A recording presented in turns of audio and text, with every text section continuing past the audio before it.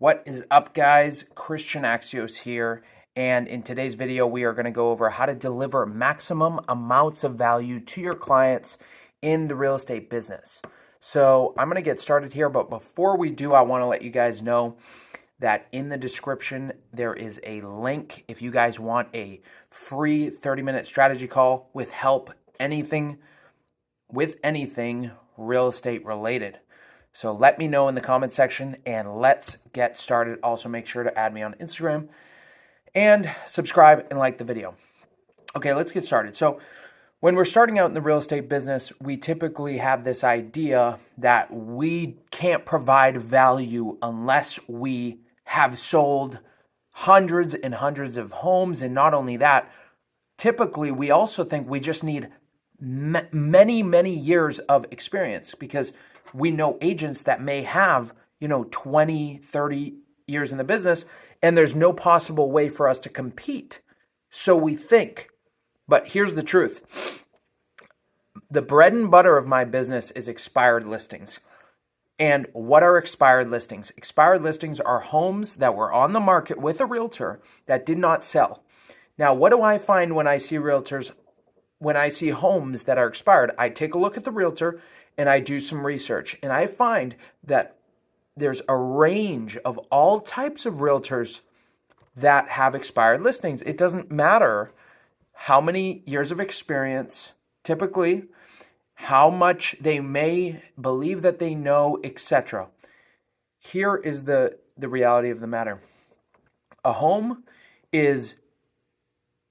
has so many facets to it when it comes to selling it.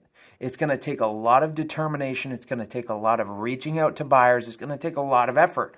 And if an agent is just resting on their laurels of, let's say, maybe their experience or their past years in the business, whatever it may be, they may not be willing to put the effort in. On another hand, they may have the skills and the experience and the know-how to do it, but just not have the time freed up to actually be able to put into this property to actually sell it. So here are some ways that you can deliver value, maximum amounts of value to your client to make sure their property gets sold, but not only that, so that you can compete with agents with way more experience, way more homes sold, and actually do a better job in some cases than these other agents. Now, here's how we're going to start. You have to be able to deliver communication in a way that displays your expertise through the knowledge you have with both confidence and speed. Now, what does that mean? If you do not know something, okay, what is your response? How do you take this opportunity to learn something new and deliver the client value? You're going to have to do your research. So if there is something that you do not know, let's say it's something as simple as they have agreed to take on the listing and use you as their realtor, and you don't know what their name is. What could you do? The first thing you may be saying is, oh, I could just reach out to the seller. Well, here's the thing. We as realtors have access to a lot of information that can help us with things like this. We have so many tools to allow us to be successful in this business, things such as public record available to us. It can show us all of the properties that have ever been on the market and when they were sold, how long they were on the market, the pictures they used, the realtor all of this information, including the seller's name when you can search up a property. So when a seller has agreed that you're their agent and you're writing up the contract and you don't know their full name because for whatever reason you didn't write it down, that's something that you should have already known. But what are you going to do in that situation? Are you going to ask the seller, or are you going to look it up on public record and do the due diligence yourself? These are the small things that you have to get used to taking full responsibility for. And another thing is the speed. Now, what does that mean? You're eating dinner, you're with your family, and you get a text from your seller. You're maybe that agent that doesn't have 20 years under their belt. They don't have thousands of homes sold. So Are you going to wait until after dinner to message them? No. If you want to compete with the best realtors in your town, you have to do things that they aren't willing to do. And one of those things is leaving dinner to send out a contract, is leaving dinner to take a phone call, and all these other things. You have to be very, very fast and intentional when you have an opportunity to work with a seller, okay?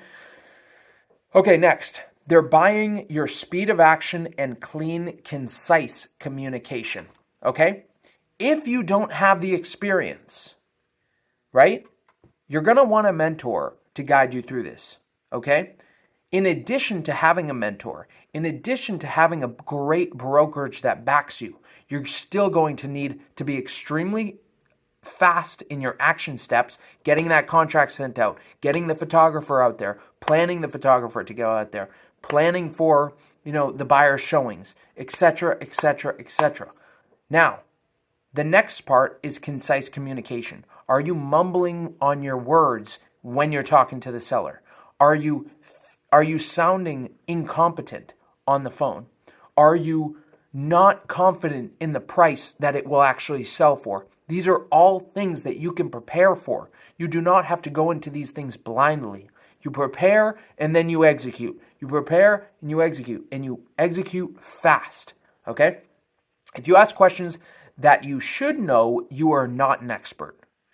If you ask questions that you should know, you are not an expert. Now, what if it is something that you were never taught? What if it's something that you should know, but you just didn't do your research? You haven't been studying. You haven't been trying your best to be the best realtor possible. Well, here's the solution. You find out. You find out extremely fast, and you go back to that seller and you give them the right information. That's another reason why you may need a mentor, or you may need to have somebody who is in your corner able to provide you information if you're lost. Next, I already told you guys about if you're getting texts at certain times of the day, be willing to take it. If you didn't follow up with a client and it is 9 p.m. at night, what are you going to do? You're going to follow up. Maybe not have a call, but shoot them an email. Shoot them a text. Tell them, hey, I got so caught up in the office. If you can't, let's say you really were caught up in the office. At the end of the day, maybe you have to had spoken to them that day and you weren't able to do it because you were super busy. You're going to want to text them. You're going to want to email them. Let them know that you're there. Okay? Because the worst thing in this business is a realtor that does not communicate. I deal with this on a daily basis because I have listings. So when buyers reach out to me to see my listings or they send me offers and I communicate and I call them back or call them during the day and they don't answer, this happens all the time. I already know that this is probably not the offer that my seller should be taking because they're not represented correctly. Okay. It's not always about knowing the answer. It's if you're willing to go find out and get back to them promptly. Okay? So I hope you guys enjoyed this video. This is extremely important. Again, if you guys need any help, any extra help with this, schedule a 30-minute consultation call. Also, if you want to partner with me at eXp Realty, schedule a call. I'll see you guys in the next one. Hope you enjoyed and keep selling homes.